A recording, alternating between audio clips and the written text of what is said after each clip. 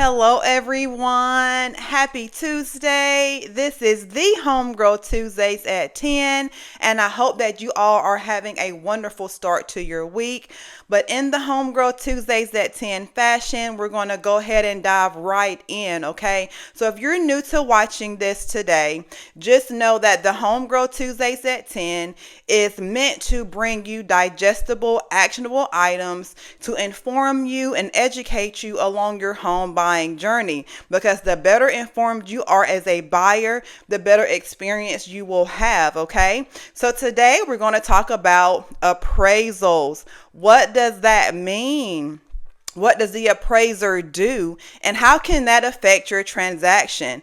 So the appraisal process is when an appraiser who is hired by your loan team, your loan officer, your mortgage officer, they order the appraiser to go out and assess the value of the home. They do that because your lender cannot lend, he cannot and will not lend on a home that is deemed less valuable than what you're under contract for. So if you go under contract on a home for $300,000, then you want the appraisal to come back at $300,000.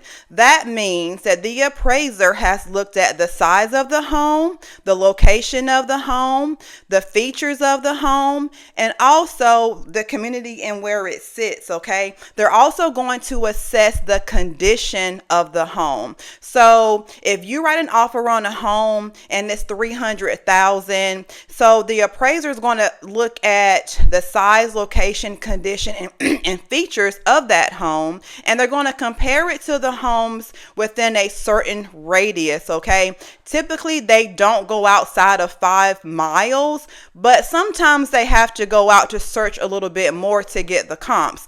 Now, what you kind of should see is what your real estate agent did to actually come up with the offer price. The appraiser uses that same concept. They use that same strategy to help come up with the value, because what we want to see happen is that what you offer for the home is actually valued at that home. So that's why it's important that you get with an agent who actually knows how to run comps, how to compare values of homes in area, and they're always going to search the recently sold.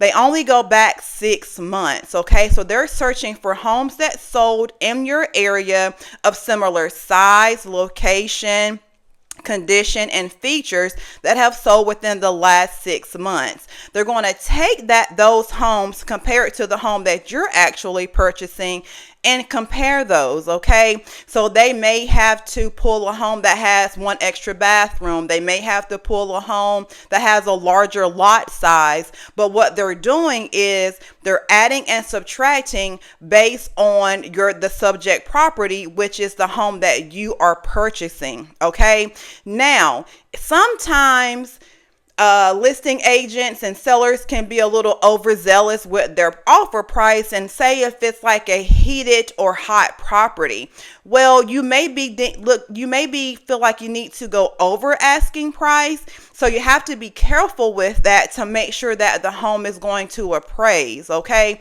so if you find yourself in a situation where you're offering on a hot home, a home that's getting a lot of showings, got some offers coming in, then you want to make sure that you're getting with your realtor so that they can run the proper comps. Now, if you want to go over the asking price, you may be bringing up the appraisal gap. That may come up in conversation. Why? Because what the appraisal gap contingency does is it says, hey, we're going under contract on this home at $315,000. The home is only listed at $300,000. So if this home does not appraise, we're going to bring the additional $15,000 to make sure that we can close. Sellers like those, though. Whenever you have a competitive home, a hot home, they like to see appraisal gaps because they want to make sure that whatever happens, you're still able to pull through the transaction. So In the event that you're under contract on the home for 315,000 and it only appraises for 300,000, then you're looking to bring that difference, or you have to go back to the seller. If you did not sign an appraisal contingency, now you have to go back to the seller and say, hey, what can we negotiate? What can we do to actually get out of this transaction? Or will the seller be willing to reduce the price of the home in order to meet the appraisal? So those are things that you could kind of find yourself in depending on the home. I don't ever recommend going above and beyond what the list price is. I remember back in 2020, when the market was like crazy with COVID, people moving. And so the real estate market was pretty hot. I remember showing a home that had like 40 showings on it in like 48 hours. So that was a hot home. But at the time, I informed my buyer about the appraisal and what that looks like. The appraisal wants to be something that you have in mind when you're going under contract. Whenever you're preparing the offer to go under contract, you want to be thinking about the appraisal, because you don't want to find yourself in a situation where the home doesn't appraise and the seller is not willing to negotiate to reduce the price of the home, or if you find yourself writing an offer and the home does not appraise. The second part is that will they be willing, are you going to be able to bring the difference? Okay, because again, the lender will not loan on a home less than the that is less than the appraised value. So that means that if you're under contract for 300,000, then that house needs to be appraising for at least 300,000. Now, if it appraises for more than 300,000, good job. Lucky you walk into automatic equity. And we love to see those situations, because equity is how you are able to create wealth through home ownership. Okay. So just to recap with the appraisals, the appraiser goes out, assesses the size, meaning the square footage. They assess the location. They assess the conditions of the home and the features of the home. Does this home have a back screened-in porch? Has this home been recently updated? Those things all contribute to the overall value of the appraiser. And your realtor should be running comps to make sure that the home that you're writing the offer on and the price that you're offering is going to be comparable to what the appraisal will come back at. Okay. Now, just to take it a step further, whenever you have FHA and VA loans, those appraisals stick for the home for a few months. So some sellers